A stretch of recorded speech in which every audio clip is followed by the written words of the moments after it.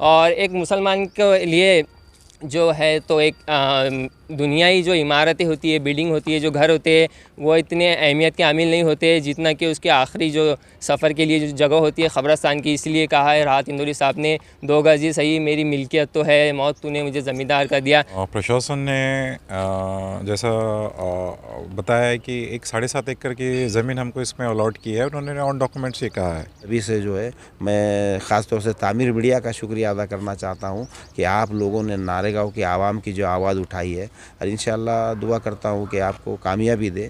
हमने आज के इस आंदोलन को यहाँ पर मुलतवी कर दिया है। इंशाअल्लाह हमें है तो प्रशासन से पूरी उम्मीद है कि वो है तो हमें ज़रूर जगह देंगी, इसलिए कि हमको तहसीलदार मैडम ने आश्वासन दिया कि सर मैं आज से आपके काम पर लग चुकी हूँ और इंशाअल्लाह अनक़रीब अपने 7 बारे में आपका नाम मुस्लिम कब्रस्तान आ जाएगा।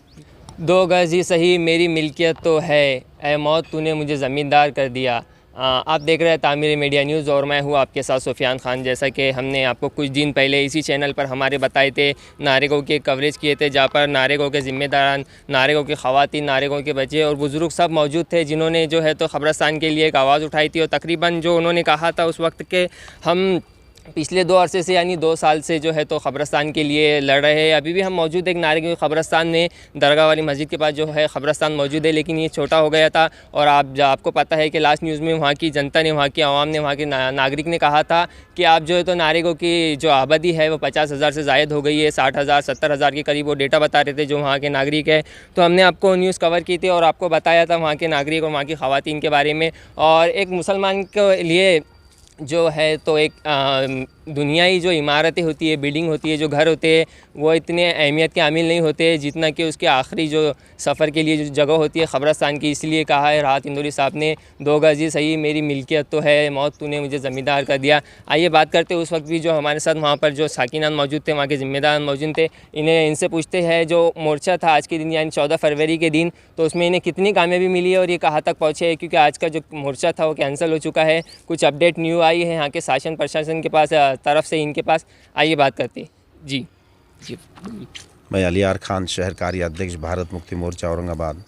जिस तरह से बीते 2 सालों से हम लोग भारत मुक्ति मोर्चा, राष्ट्रीय मुस्लिम मोर्चा, बहुजन क्रांति मोर्चा, बुद्धिस्ट इंटरनेशनल नेटवर्क की तरफ से प्रशासन को हम बार नारेगाँव की जो कब्रस्तान है, पुराना जो कब्रस्तान है यहाँ का, वो सिर्फ आधा एकड़ है और 2 साल से हम लोग फॉलोअप कर रहे थे म्युनिसिपल कॉरपोरेशन और कलेक्टर साहब को। ये बार इनको कहने के बाद ये लोग सिर्फ आश्वासन ही हम लोगों को दे रहे थे कि हमको आपको फला जगह देते हैं, ऐसा करते। 2 साल इसमें बीत गए तो ठीक है।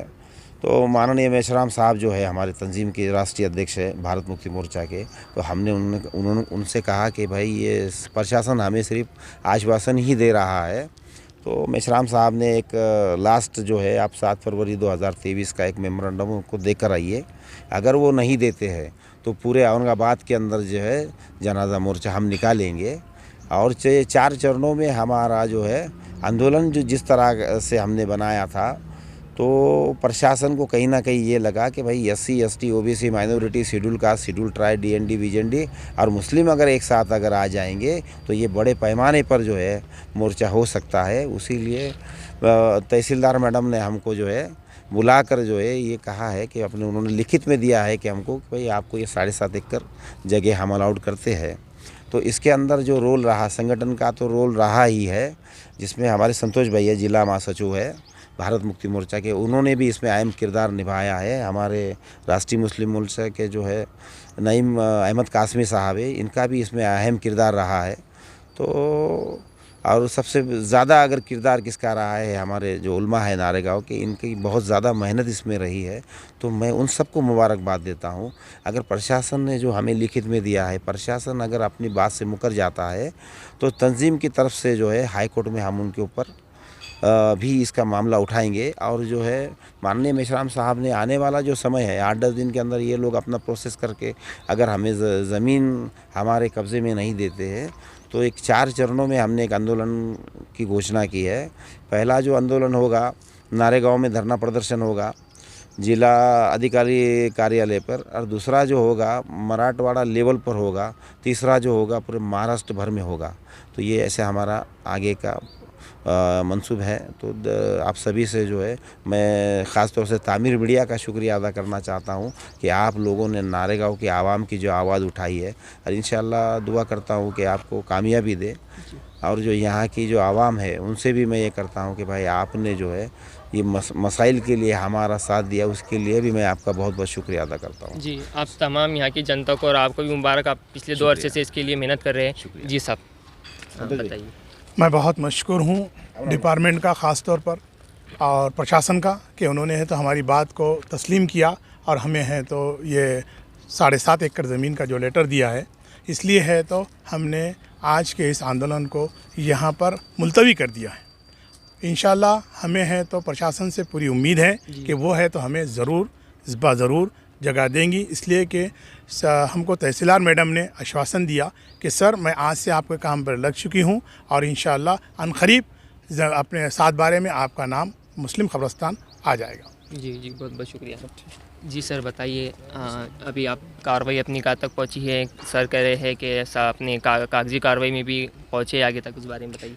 प्रशासन ने जैसा बताया है कि एक 7.5 एकड़ की ज़मीन हमको इसमें अलॉट की है। उन्होंने ऑन डॉक्यूमेंट्स ये कहा है कि जल्द से जल्द आपको ये जगह आपको हैंड ओवर कर की जाएगी। और जो 7 बार है, 7 बारे के ऊपर मुस्लिम कब्रिस्तान बोल के उसके ऊपर ऐसा जिक्र होगा। और हम उम्मीद करते हैं कि प्रशासन अपनी बात पे कायम रहेगा।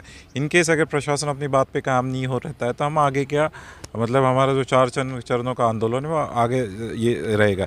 पर उसमें उन्होंने टेक्निकल चीज़ ये है, उन्होंने उसमें प्रतिलिपि जो बोला जाता है, इसमें पुलिस कमिश्नर साहब को भी उन्होंने प्रतिलिपि में रखा है। बाद में उप दंडाधिकारी जिसे बोलते हैं SDM साहब, उनको भी उन्होंने रखा है।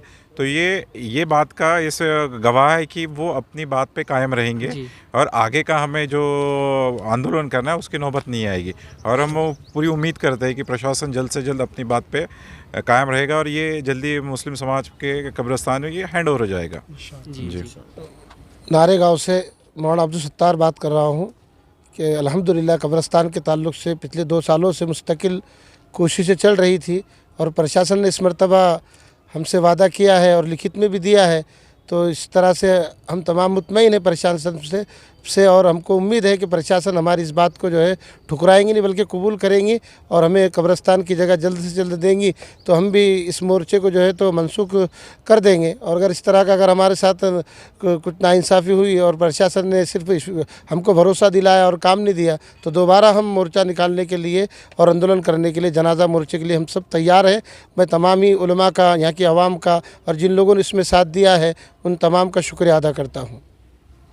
तो देखा आपने यहाँ के उलमा इकराम और जो साहब थे उन्होंने बताया है। तो हम एक बार फिर तमाम लोगों को उनको मुबारकबाद देना चाहेंगे, तमाम ख़वातीन को, हमारे यहाँ के उलमा इकराम को, और जो संतोष साहब वगैरह जो भी थे इस लड़ाई में लड़ रहे थे कब्रिस्तान के लिए। और हम उम्मीद करते हैं कि प्रशासन जल्द से जल्द जो है तो कब्रिस्तान की जगह मुहैया कराए और आगे जो है तो इनको मोर्चा करने के लिए मोर्चे के लिए ज़रूरत ना पड़े। तो आप देख रहे हैं तामीर मीडिया न्यूज़, मैं हूँ आपके साथ सुफियान खान, औरंगाबाद।